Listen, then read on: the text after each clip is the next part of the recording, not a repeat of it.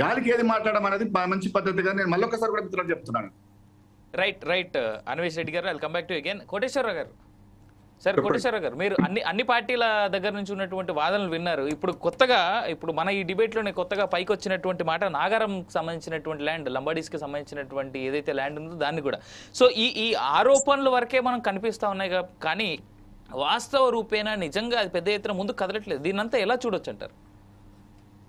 ఇప్పుడు అవినీతి జరుగుతున్న మాట వాస్తవం, అక్రమాలు జరుగుతున్న మాట వాస్తవం.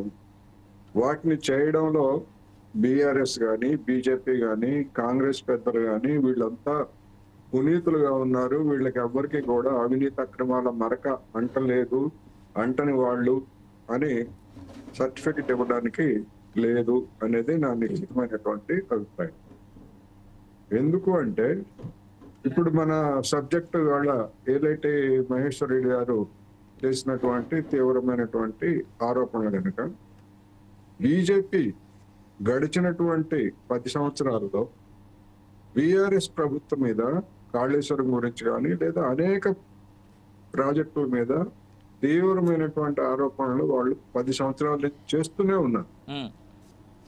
మనలాంటి టీవీ డిస్కషన్స్ లో మీరు ఆధారాలు బయట పెట్టండి, లేదా కేంద్రంలో ఉన్నటువంటి మీ ప్రభుత్వం ఎందుకని యాక్షన్ తీసుకోవడం లేదు అని అడిగినప్పుడు మేము అంతా సమాచారాన్ని సేకరిస్తున్నాం, ఇదిగో రేపు పెడతాము, ఇదిగో ఎల్లుండి పెడతాము, ఎల్లుండి చర్య తీసుకుంటాము అని చెప్పేసి 10 సంవత్సరాల పాటు కాలయాపన చేసినటువంటి పెద్ద మనుషులు బీజేపీ వాళ్ళు.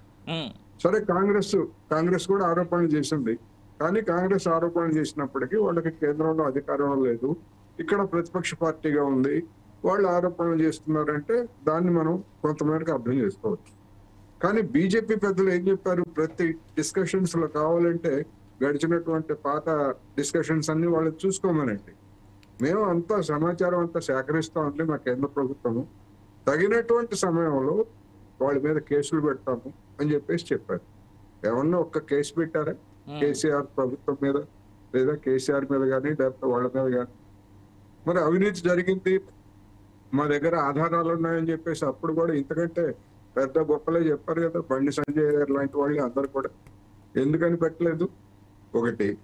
రెండోది, కేంద్ర ప్రభుత్వం చూసుకుంటే మరి కాంగ్రెస్ హయాంలో 2G స్కామ్ లేకపోతే ఇతరత్ర అనేక స్కామ్స్ గురించి 2014 ఎన్నికల్లో పెద్ద ఎత్తున ప్రచారం చేశారు, దానివల్ల రాజకీయ లబ్ధి కూడా పొందారు.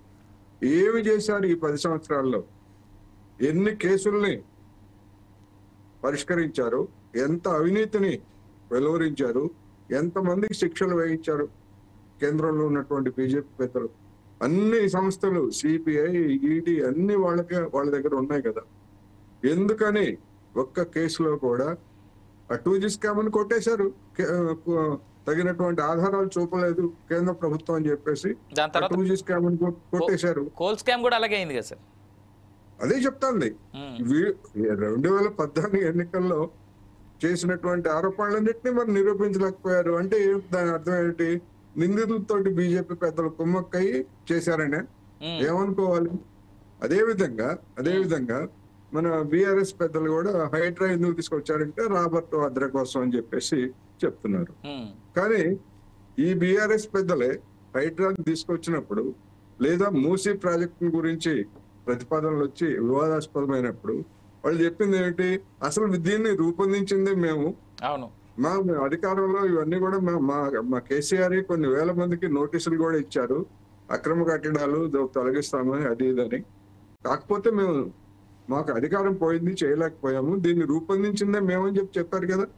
మరి అది ఎవరి కోసం, ఎవరికి నిధులు ఇవ్వడం కోసం అప్పుడు పథకాన్ని రూపొందించారనేటువంటి ప్రశ్న వాళ్ళని అడగటానికి లేదా? ఉంటది కదా. అందుకని తీవ్రమైనటువంటి ఎలిగేషన్స్ ప్రతిపక్షాలుగా ఉన్నప్పుడు ఎలిగేషన్స్ చేస్తారు. ఆ ఎలిగేషన్స్ చేసినప్పుడు వాటి గనుక విశ్వసనీయత కనుక లేకపోయేట్లయితే జనంలో ఆ ఎలిగేషన్స్ చేసినటువంటి వాళ్ళు అబాస్ పాలవుతారు అనేది నేను ఈ సందర్భంగా చెప్పదలుచుకున్నాను.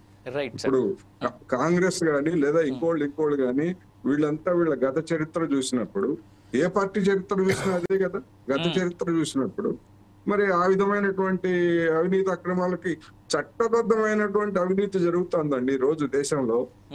2G స్కామ్ లో అవినీతి లేదా? ఉన్నది. నేను మళ్ళా చెప్తున్నాను 2G స్కామ్ లో అవినీతి ఏమిటంటే చట్టబద్ధమైనటువంటి అవినీతి. ఏమిటి చట్టబద్ధమైన అవినీతి? కేంద్రంలో ఉన్నటువంటి పెద్దలు రూపొందించిన పాలసీ ఏంటంటే ఎవరు ముందు దరఖాస్తు చేసుకుంటే వాళ్ళకి స్పెక్ట్రమ్ కేటాయించాలి అనేటువంటిది ఒక పాలసీ. ఆ పాలసీని తమకు అనుయాయులుగా ఉన్నటువంటి వాళ్ళని, తమకు అనుకూలమైనటువంటి వాళ్ళకి ఉప్పందించినటువంటి పెద్దలు కాంగ్రెస్ పెద్దలు. ఆ విధంగా దాన్ని స్కామ్ చేశారు. కానీ పైకి చూస్తే ఏంటి, అవును మేము పాలసీ ఈ విధంగా రూపొందించాము, వాళ్ళు దరఖాస్తు చేసుకున్నారు, వాళ్ళు ముందు వచ్చారు, అందుకనే వాళ్ళకి ఇచ్చాము. ఇందులో అవినీతి ఎక్కడ? అదే కదా జరిగింది. ఇప్పుడు రైట్, మేజర్ గా అదే ఉంది కదా సార్, మేజర్ గా అదే జరిగింది. అందుకని ఇవాళ జరుగుతున్నటువంటి గతంలో సినిమాల్లోనో వాటిల్లోనో వాళ్ళకెందుకు చేయి, ఇప్పుడు వాళ్ళకెందుకు చేయి కాదు, వాళ్ళ మీద చేయే అఫీషియల్ గానే అవినీతి జరుగుతూ ఉంది.